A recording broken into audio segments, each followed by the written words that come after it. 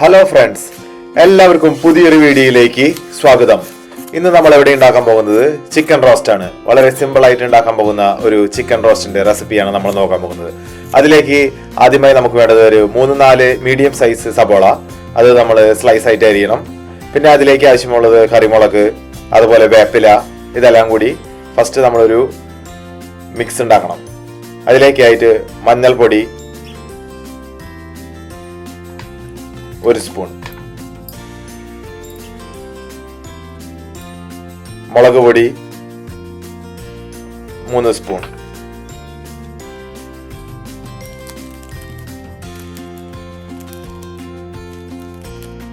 മല്ലിപ്പൊടി 2 spoon, garam masala 2 spoon,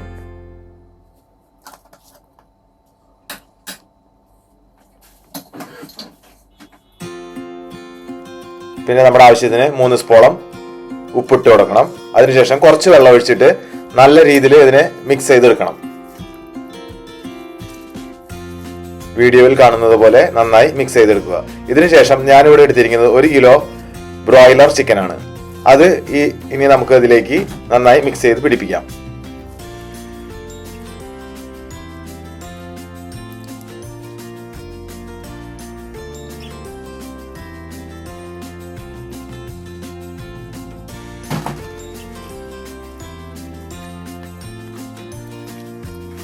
നന്നായി തിരുമിയതിനു ശേഷം ഒരു അരമണിക്കൂർ നമ്മൾ ഇതിനെ ഉപ്പ് മുളക് എല്ലാം പിടിക്കുന്നതിന് വേണ്ടിയിട്ട് കുറച്ചു നേരം അരമണിക്കൂറോളം നമ്മൾ അടച്ചു വെക്കണം.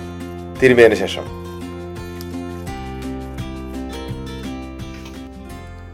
ഇനി ഒരു ഉരുളിയിലേക്ക് വെളിച്ചെണ്ണ ചൂടായതിനു ശേഷം നമ്മൾ അരിഞ്ഞു വെച്ചിരിക്കുന്ന സബോള അതിലേക്ക് ചേർത്ത് നന്നായി വഴറ്റിയെടുക്കണം. പിന്നെ ആവശ്യാനുസരിച്ച് കുറച്ച് മുളക്, വേപ്പില എല്ലാം ചേർത്ത് കുറച്ച് ഉപ്പിട്ട് പെട്ടെന്ന് വഴറ്റിയെടുക്കാനായിട്ട് സഹായിക്കുന്നതാണ്. ഇപ്പം അത്യാവശ്യം വഴറ്റി കഴിഞ്ഞിട്ടുണ്ട്. ഇനി അതിലേക്ക് ഇഞ്ചി വെളുത്തുള്ളിയുടെ പേസ്റ്റ് ചേർക്കാം.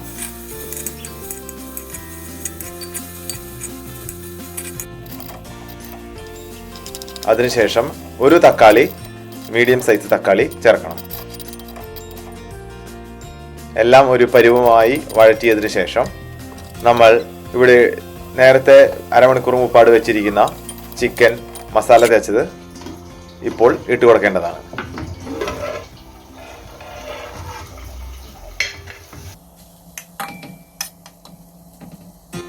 ഇനി ചിക്കൻ ഇട്ട് കൊടുത്ത് നന്നായി മിക്സ് ചെയ്യുക.